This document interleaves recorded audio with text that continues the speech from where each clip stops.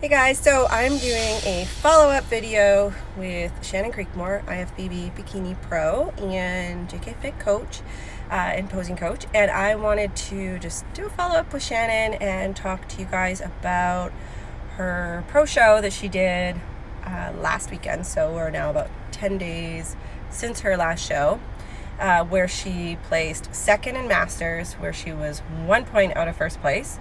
And then she placed fourth in the open category, which is a huge lineup. And this was, so far, Shannyn's best placing as an IFBB pro.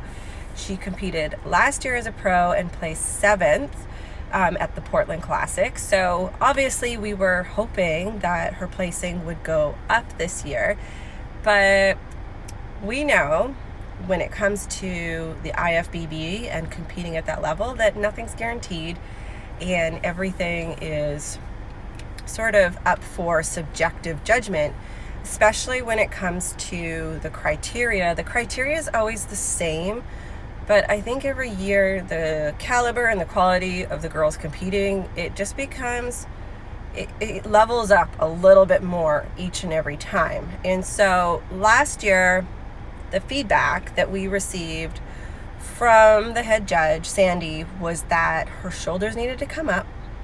Her glutes had enough size, but to just keep chipping away and to come in a little bit tighter the next time around. So that's what we did. And so what was the feedback, Shannyn? That I needed to grow my shoulders again, and this time I was too lean in my lower half.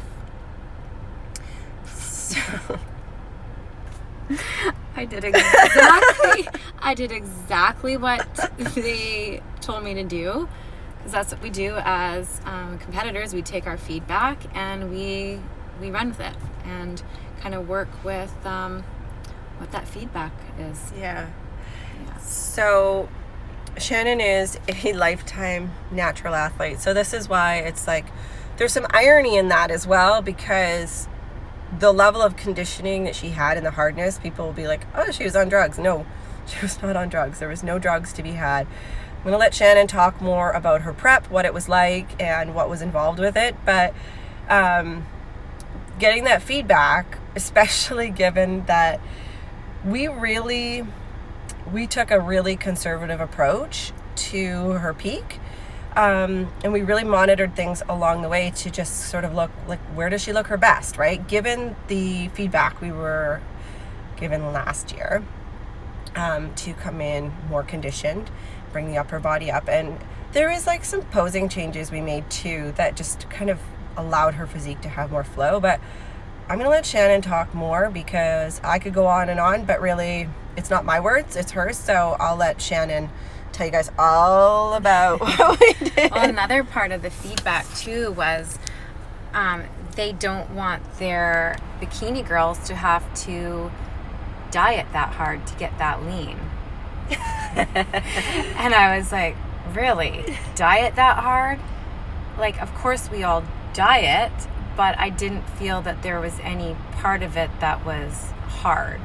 I barely had any macro changes. My food was pretty high throughout the whole prep. Like, I didn't feel like I was dying. Yeah, we did I think we had 2 macro changes through the whole prep? 2, yeah. Yeah, and to be honest with you, as a coach who has, I've coached a lot of girls to stage, and the best outcomes that I've had, and this was congruent to another pro that I worked with for figure, Erin Harding, was the less that we change things, the better. Her body really responded well, and it was the same thing with Shannyn. This show, the less was more. And at the end, I think, what were your macros at the end, Shannyn? What was the final amount? My final amount, we had 135 grams of carbs. Yeah. 40 grams of fat and 125 grams of protein. Yeah, and we didn't do I have some clients that I carb cycle or do different things to get their conditioning into play, but we didn't do anything. And it really, I love that approach, because sometimes I think coaches want to, or even competitors want to have like these crazy ups and downs and see the coach doing something crazy so that they feel satisfied that something's happening. But the truth is sometimes the body is giving you this biofeedback that you know things are happening. You just have to wait it out and be patient. And we were sort of in that was sort of what we were doing the whole time. And it was really cool because we were able to see Shannyn's body every day and know exactly where, especially throughout the day, where she looked her best. And I think one of the things that we could have done, and you can always look back and go, how could we improve upon this, was we didn't pull Shannyn's water at all. We didn't change her sodium at all. And on the Wednesday or the Thursday, she had sent me pictures at 2 or 4 in the afternoon. Yeah, it was the Thursday, the day I arrived in Portland. Yeah, and she looked crazy awesome. She looked crazy awesome. And I had said to her, like, okay, how much water have you had at this point? What, how many grams of carbs have you had at this point?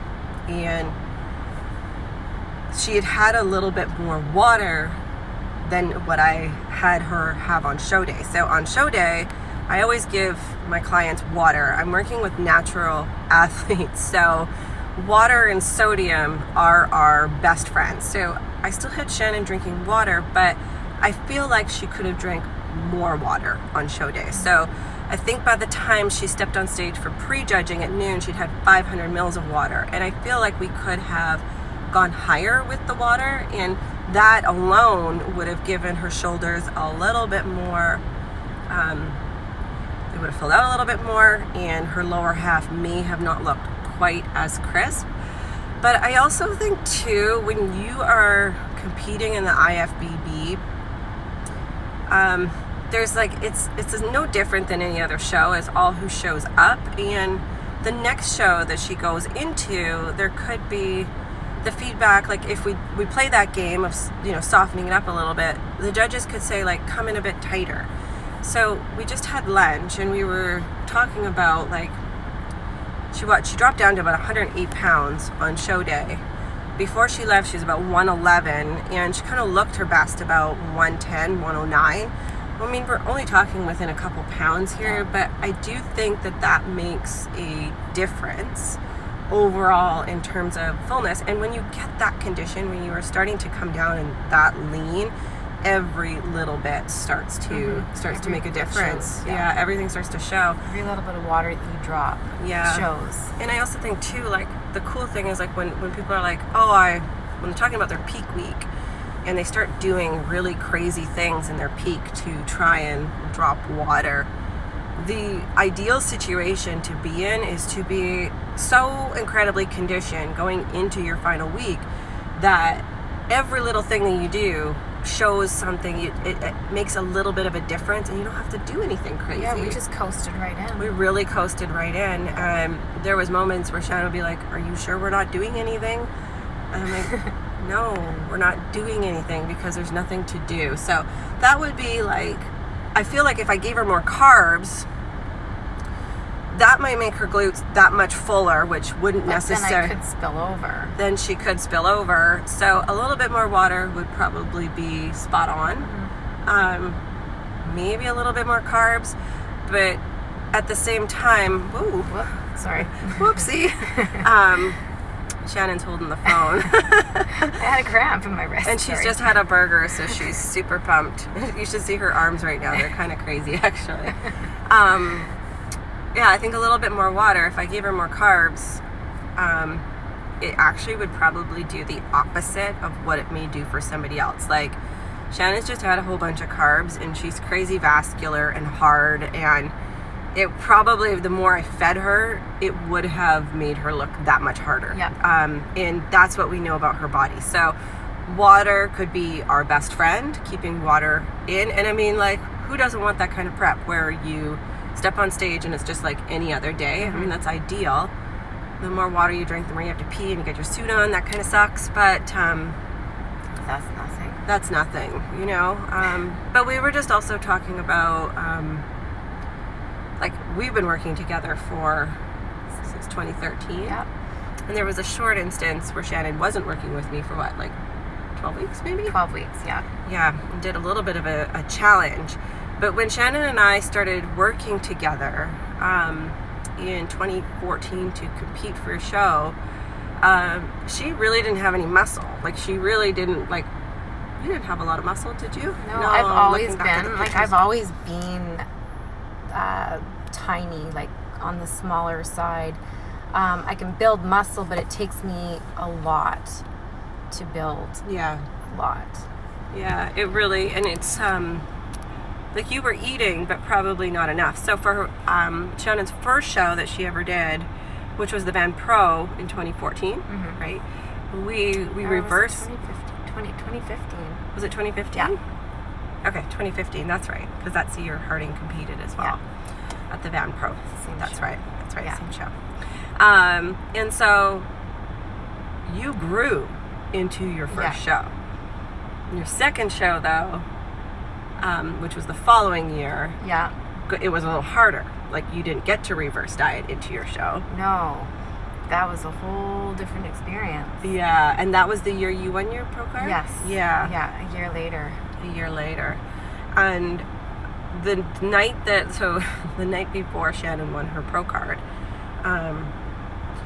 funny, it's not funny because it was not funny for her, but her and Bernadette was another client of mine, still is, and they traveled to, was it Montreal? Moncton, New Brunswick. And I get these messages from Bernadette that Shannyn has, like, she's not coming out of the bathroom. Like, she's just, like, that's it. She got... I was dying. Diarrhea, and got food poisoning. So,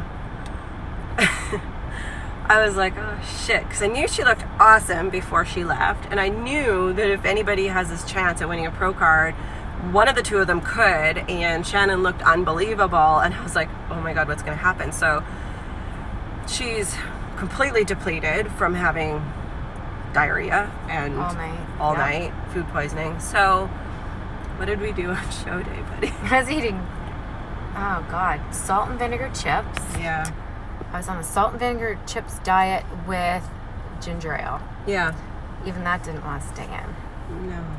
Nothing. So it was kind of a fluke, actually, in a sense. Like, not a fluke that she won her pro card, because it's never a fluke. Obviously, she was well deserving and had the look that they were after. But when it comes to staying full and staying dry, like, a lot of people, like, if someone else was in the industry was, like, super sick like that, they would try and fill them out on tons of burgers or do shit that would just mess with digestion. And we just kept to things that were really simplistic. And what do you love when you're sick? You have ginger ale and salty things. So that's how we reroute it. And so it's the same thing this year with prep and peaking, is like, if the body, what the body naturally needs is what we naturally give it. We don't try to reinvent the wheel. No. Like, with different foods or different approaches. And people ask, like, how did you get Shannyn's legs, her lower half, down more this year? And I really think it was more of, we did a longer prep. Yeah, we also changed my training around. Yeah. To, like, we did less quad focused exercises. So she said to me a couple times, where are you feeling this? And I'm like, well, I feel it in my quads. So she's like, take it out. Yeah. Like, we just took it out. So we had to, like, change my programming, just a couple of exercises. Yeah, we did a lot of high frequency lower body training for the metabolic demand, and also because Shannyn's lower half responds really well to higher frequency training. So 5 days a week, sometimes with glutes, and then sometimes we back off of it to 3 or 5. We just kind of go back and forth. And when we were building her glutes, for her first pro show, we were definitely doing high volume glute training, and that served a purpose. But this time we wanted to make sure everything came down. It was also some tweaks to her posing, because how you stand on stage really plays out how your glutes look and how your overall shape looks. So we switched some posing around. But the big thing was, with the training, was we took away anything that could have allowed her quads to take over. So it really was just her glutes and hamstrings that could come into play. And then we also played around with rep ranges as well. So there wasn't so much of a focus on building as opposed to kind of maintaining and conditioning, and as well like a little bit of hypertrophy, but not a huge amount of hypertrophy because the size was already there. So it was like refining, a lot of refining, conditioning, and a focus on letting her upper body fill out. So we just had lunch and we've been kind of talking about like what to do next. And I always feel like competitors like end a show and they have to have a plan. They want to know what's next. And Shannyn did a video that is up on the website. You can go to jenniferkirstenfitness.com, or you can even Google Shannyn Creekmore, IFBB Pro, YouTube. She did a video, I think it was in June at some point, talking about her experience last year competing and post-show. And we're having a powwow because if you follow along with anything we do, whether it was with JKFIT, which was my business, the name before, or JKFIT now, you know that we talk a lot about the proverbial balance, which doesn't really exist. It's a unicorn, but you're always trying to aim for being in a place of peace with self and your body and in food and all that. So as a pro, there's a huge amount of pressure. It's internal pressure, but it seems external to keep going and keep competing and do more shows. And Shannyn, having placed 4th, got on the Olympia qualification board, which means if she continues competing as a pro between now and August of next year, of 2020, she can collect points to qualify for the 2020 Olympia. Yeah, but it's only placing in that top 5. So she'd have to place in the top 5. And first off, being a Canadian, it's a little bit different than when you're an American who's been in front of all those American judges for years or whatever. So there is a little bit of that. The cost of going down to America for Canadians it's exponential with the way the dollar is. And then taking into effect like really like how she felt last year going on doing more shows. So I'll let Shannyn talk about that because it's not really mine to say, but it was conversation piece that we're having about like, do we wrap it up for the year and then approach the summer of 2020 to try and qualify? And the feedback this time was, still bring up your shoulders a little bit more. So it's like, can I bring those up more in the next following weeks? Yeah. Which, like, how do you really do that? Not when you're caloric deficit. Yeah, it's hard. So that's the question. What do you do next? Yeah, and she's not on drugs, so there's no like, and if she was, using stuff, that's different. That changes the dynamic entirely. But she's not, and she doesn't, and she's not going to. So I think we have to strategically kind of really not just look at this from like a financial viewpoint, but also from an emotional standpoint. Like, and how does this affect her family life? How does this affect her physical, like in terms of her metabolic health? Like, yeah, she went into the show at 135 grams of carbs, but Shannyn will tell you, like, today she decided to take a day off the diet because she just feels like shit. And I just want to eat today. I just want to feel, I need some, look at her some food. Look at her freaking arms right now. I need some food in my brain so that I can think about what I want to do next. I think that's valuable. I think that's totally valuable. And I do think that when we were also talking about, like, well, if she waits until the summer of 2020 to compete, is there going to be anxiety about seeing other girls' names get onto the Olympia qualification board and feel this pressure to do more shows? And I feel like pros really, like, girls don't understand how amazing being an amateur is. Yeah. Because there you are, you get to be in the top of the podium show after show or whatever you're doing, right? If you're a successful competitor and you have the potential to get there. These girls are trying to rush to get to the pro stage. And I think it's kind of funny because once you get to the pro stage, there's like all this strategy and there's this pressure. It's a game you have to play. Like you literally have to plan. Like you have to have a plan. So if you don't have a plan, like what you're going to do next, then you might as well just kind of like wait until the following year, because you have to. And this is where I was talking with Jen about like, what show do I do next? I need to keep it close enough, because if I space it too far apart, I don't think mentally I could handle it. Because I've already been dieting for 20 weeks. Right. And there's a point where you just like, you get tired of tracking. You get tired of being on a plan. You get tired of checking in. You get tired of it all. And you just like, you need a mental break. Yeah.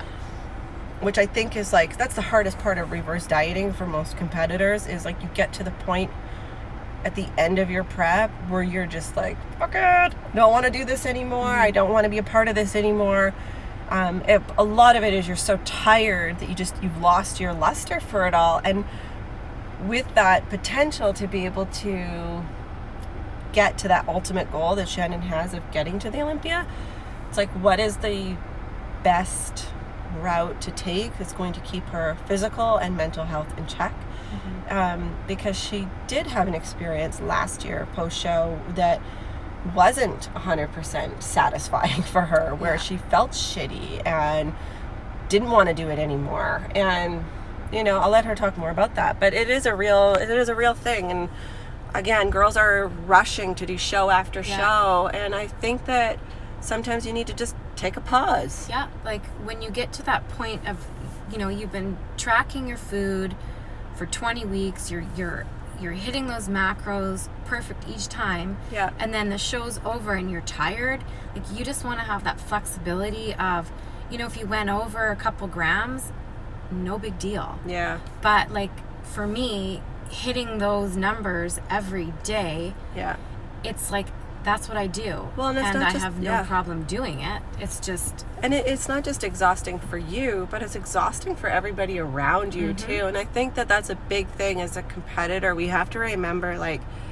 I'm not competing anymore, but people have to remember, like, it's not a solo event in terms of what impact it has on the people around you in terms of, like, you have a son and you have a husband and you have a family business to run, and like it goes beyond just, can I qualify for the Olympia? It's also like, is this financially sound? Yeah. Is this going to affect my family negatively? Is this going to affect my marriage negatively? Is this going to affect my hormones negatively? I'm lucky that I have a family that supports me and wants to travel with me. I love that. But at the same time, like, there's other things too. Like, we could go on a family vacation that doesn't involve a competition and probably have way more fun. Yeah, 100%, 100%. And so what we decided at lunchtime today was, instead of making a decision of exactly what the next steps are and what we're going to do, we're going to take a pause. Shannyn's going to take a day or two off of doing anything. No tracking, no nothing. No tracking. I'm just going to train. And she's going to train, and she feels like training. And we're just going to leave it at that until she knows exactly what she's going to do. And she's going to have a family meeting and talk to her husband about, kind of what the game plan could be. There's shows in September. There's some in November. November just feels like really... I said to Shannyn, my concern is dragging it out and then feeling worse. And shows are always there. The whole thing is always there. And again, do we succumb to the pressure to continue going? And we talk about this as coaches. This is like, so it's funny because as a coach, it's so easy to be like, nope, that's a bad idea. But when it's your own, it's hard. It's hard because there's this personal bias towards it. And also too, like, it's easy. Like, I haven't competed in a few years, but this may sound a little strange, but you almost think like you're above it in a sense. Like when you can see other girls going down the rabbit hole mentally and physically, and you have this knowledge and you have this know-how and about metabolism and you know the science behind it all, it's like, oh, I can outsmart that. You're not smarter. No, you're not smarter than your body. So I think the honest and humble thing to do is to take a pause and then decide what we're going to do. Because I do think that if I left it where it is right now, just because I am in a good place right now, like I'm feeling good, my calories are still high, my hormones are still, I feel like they're still good. Yeah. That we could leave it where it is, and then we could potentially start a sooner prep next year rather than wait longer. Yeah. You know? And make those changes, Yeah. because definitely for Shannyn, her upper body is more slight, just naturally. Mm-hmm. And that does take time. That's not something that can be done in three weeks or even 2 months, you know? So we're at a pause. We're at an impasse here. Yeah. We're not sure what to do. We're just going to leave it for now. Okay. And that's totally okay with that. 1 minute we were gung-ho for some shows in November, and now we're at a pause. Yeah. And that's how I roll. Yeah, and we also have some business adventures that we're working on right now. So Yeah. there's other things other than Competing. I don't know. That was just such a cool moment. Portland was pretty awesome.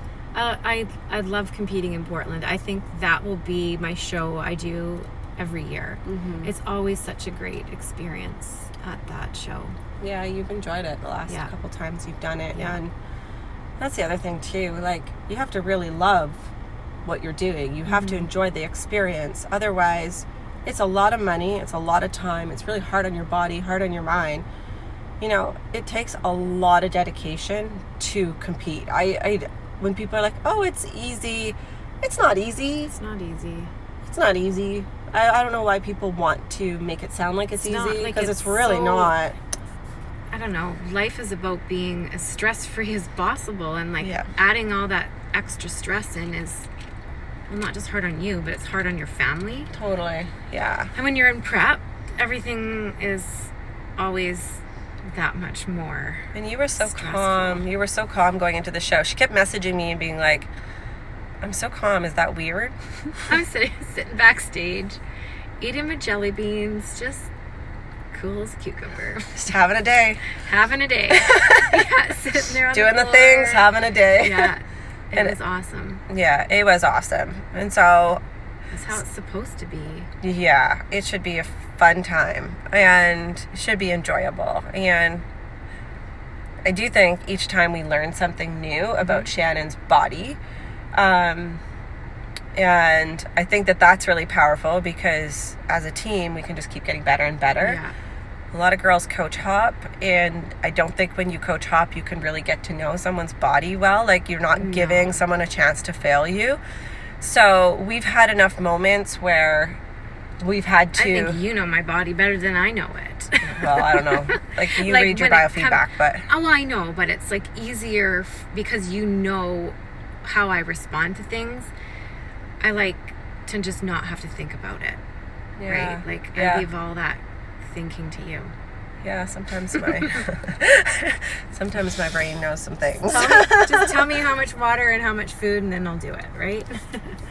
Well, and I think that too, you as a client, you've never been resistant. No. So Shannyn's a coach that knows what she's doing, but she trusts me completely. And so when I make a suggestion, she may be like, are you sure? And I'll say yes, and she executes. That trust is like so imperative, because if she didn't trust, and this is something I was actually talking to somebody about this today, because like when you're a coach, it's really hard to be coachable. Yeah. When you're a coach, because you have ideas of how you think it should be, and you can be really resistant to somebody There's telling. been times I'm thinking, Yeah. maybe I shouldn't. No, I'm just going to stick with the plan. Coaches, and I yeah. always stick to my plan. In my experience, coaching coaches in prep is really challenging. You know, with you, it's been really easy. Obviously, there's always like questions or whatever, but it can be really challenging, because when someone believes that they know more than you do, and there's no such thing as someone knowing more. Knowledge is different, and you can learn from everybody, and every experience is different. Mm-hmm. But when you can trust it and just go with the flow, it makes it so much easier, because you're not in your head stressing out all the time. You're just allowing it to happen, which then the stress doesn't play out on your body, which then doesn't play out on the rest of your life and impact it in a negative way. And so if you're going to have a coach, you got to just trust them and go with the flow with it. And I do think that that's what works. It makes it so much easier. That's what works really well for you and I, and it has since day one, because Shannyn gets to be in control in other areas of her life, and then with this, it's like I can just say, like, okay, do this, and she just wants to have me take over the thinking part. And it doesn't mean she's not an active participant in it, because you do ask questions, and you do, well, that's how I learn too, right? Yeah. But you're not resisting what I'm telling you, or pushing back, or like not doing certain things. And I see this happen in the industry a lot, where there's a lot of people that want to coach, and they're doing it, and then they're prepping for shows, and then they have coaches, but they're not active, like they're not actively willing to be a participant in the process. Like they want to know what you would tell them to do, but they're not really interested in doing it. And I think that that's what works for you and I so well. And it's not a slag on anybody, because I think I would be really difficult to coach as a competitor right now. I would be horrible. I really would. No, I would. I would be really horrible to coach, because I really would. I really, really would. And so it's not a slag on anybody, but I do think that that's what makes it so seamless with you and I, with prepping for shows. So that's a good thing. Yeah, I just give you my feedback, and away we go. Yeah, and Shannyn checks in twice a week, so Tuesdays and Fridays, and then we can kind of monitor things along the way. And a lot of the times it's like no change is good change. I do think, though, people, I like that. I know, I do think, like, in my experience with most of my clients, no change is good change. And when I see people doing all kinds of wacky things, like it's almost like a coach, I can feel this pressure, and I understand that, wants to throw everything out there in the kitchen sink and see what sticks. And it's really, sometimes the body is really quite simple, and we overcomplicate it to appease a client's mental capacity for what you're doing. It's like, if I think I'm doing something fancy, then you're doing something for me. So, and in reality, the best outcomes have been the ones where we coasted out. Yeah. Well, it's like, even if the scale doesn't change a lot, like, something is still happening, and that's why those check-in pictures or videos are important, because there is change. Yeah. Just because the scale doesn't move doesn't mean that there's been no change. Yeah, and it's not just like a success of a prep isn't just a placing. No. It's also what your body does after the show. Yeah. And where your relationship with food goes after the show. And your relationship with self is after the show. I think a lot of girls get caught up in the placings, which is super subjective, especially in bikini. Like, oh my goodness, you guys, like, I never competed in bikini. I couldn't imagine. It's so saturated. There's so many girls, and everybody looks amazing. And it's really easy to take a placing and, like, define that as your prep, when in the reality is, like, your prep is so much more than just your placing. It's how did you rebound post-show? Do you have a healthy relationship with food? Can you get on with your normal life? Like, that's telling you about success within your prep, not just your placing. And that's what I feel right now. I feel like we left Portland in a good place. Yeah. I'm happy with my placings. Yeah. It's just seeing that your name with that points makes you crave doing more, but at the same time, I'm happy with you're going where with the I'm flow. at. Like, I still feel good. Like, I can still work and think Totally. when I'm working, and that's a good feeling. Oh man, like some girls like can't, and I remember I know some girls that quit their jobs because they can't function, or take weeks off because they can't. I used to always I used to have to reduce my hours at work, or, I mean, I was working 8 hours on my feet all day, and so I would take the final week off work and all that, and so like I would use up vacation time to compete. And I feel like now with so much information out there, and a way to go about it where you can still be successful and not have to do those things, it's like, why don't girls do it? I worked every day right up to the day before I left. Yeah, you did, and you were working really hard. I got up at 5 a.m. and went and trained my clients at 6. Yeah, you were working really hard every day. Yeah. Some girls quit their jobs. It's like, how do you afford to compete if you don't work? I don't know.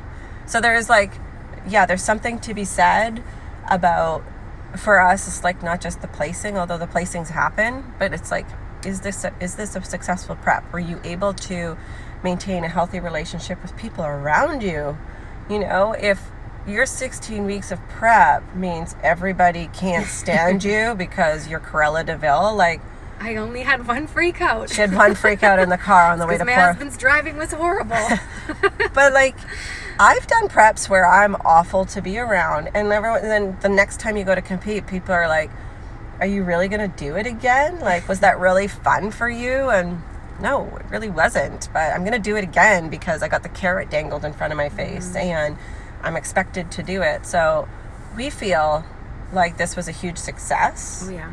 And it's almost like there's a wake after the show. And I just don't want to ruin this feeling of feeling awesome now. Yeah. Into going into a feeling of, why did I push myself again?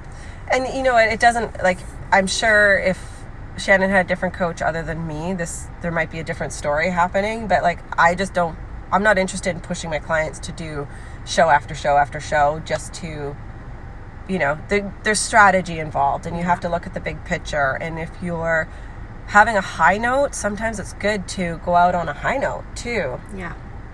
Or do one more, see how it goes, and then take time off. But it's like, it's a bigger decision than just that one more would have to be sooner than later. Yeah, and it's a bigger decision than just you. It's a decision for the entire family. And because it's not just about me. It's just about you. So, anyways, thanks for following along with us. We were only going to do a very short video, and now we've done 45 minutes in total. Again. It's okay. Again. And we have more. We were going to do some training stuff in the future here, coming up in the fall. And Shannyn is now the official posing coach. I mean, official posing. I only put like maybe 10 girls on stage each year, so it's not like... It's so much fun. I love working with the girls. It's fun watching them go from not even knowing how to stand in a front pose to like working that front pose and getting it into that transition, and then like just smoothing it all out. It's amazing. I love it. So for this year, coming up for 2020, and in through the fall here, we're working together and doing the prep together with the girls. So Shannyn will be doing all the posing and all the presentation and all that kind of stuff.